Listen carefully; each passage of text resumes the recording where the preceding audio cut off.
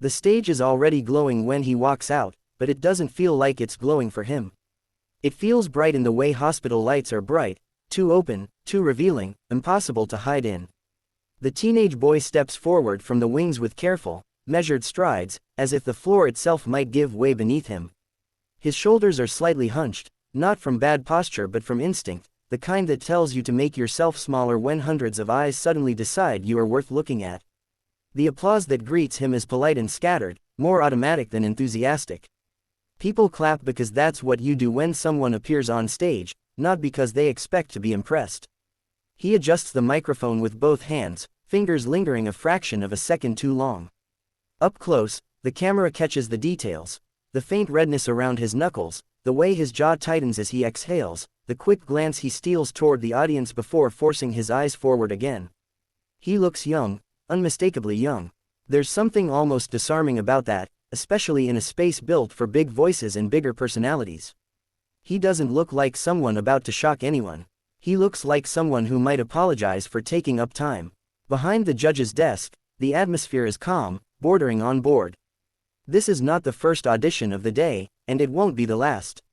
Papers are shuffled. A pen is clicked absent-mindedly. Simon Cowell sits back in his chair, eyes lowered, scanning notes with the practiced expression of someone who has seen thousands of hopefuls stand exactly where this boy is standing now. His face doesn't register curiosity or skepticism so much as routine. Another contestant, another dream, another few minutes to get through. The host finishes the introduction, and the boy is finally alone with the judge's silence.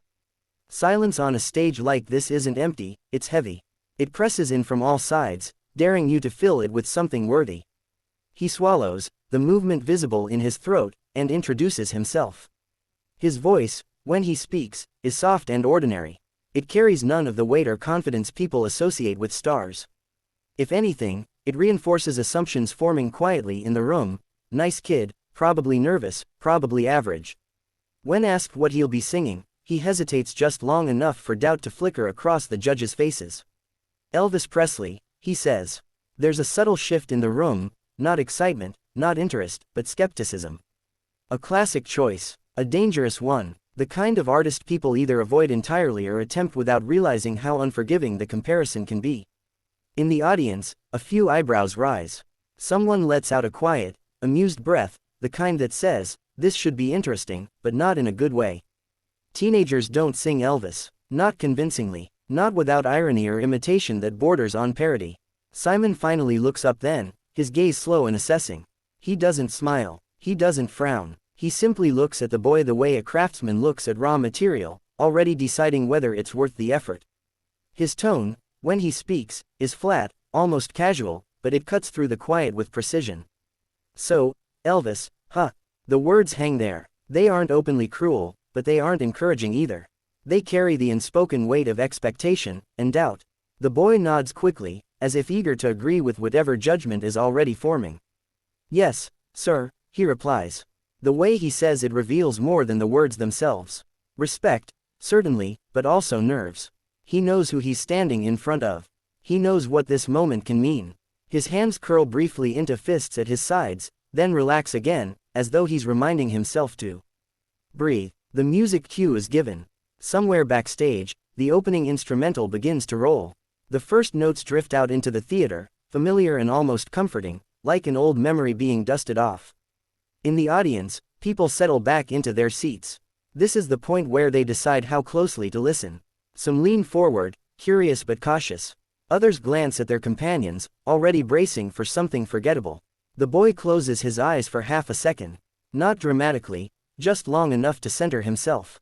When he opens them again, they aren't focused on the judges or the crowd. They're focused on something internal, something private. Whatever he's thinking about, it steadies him. His posture straightens. His grip on the microphone loosens. The nervous teenager who walked onto the stage is still there, but he's being held in check by something stronger. Simon leans back slightly, arms crossed now, expression unreadable. He has heard this setup too many times. Young contestant, legendary artist, big promise, little payoff. He expects the first note to confirm what experience has already taught him. The audience expects much the same.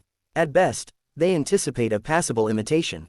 At worst, an uncomfortable few seconds everyone will politely endure before moving on.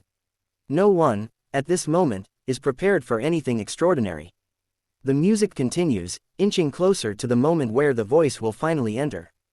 The theater feels suspended, like it's holding its breath without realizing it.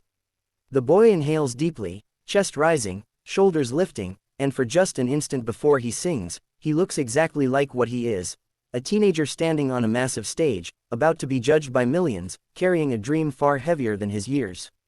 And then, right before the first note, there's a flicker of calm on his face. That's when everything is about to change.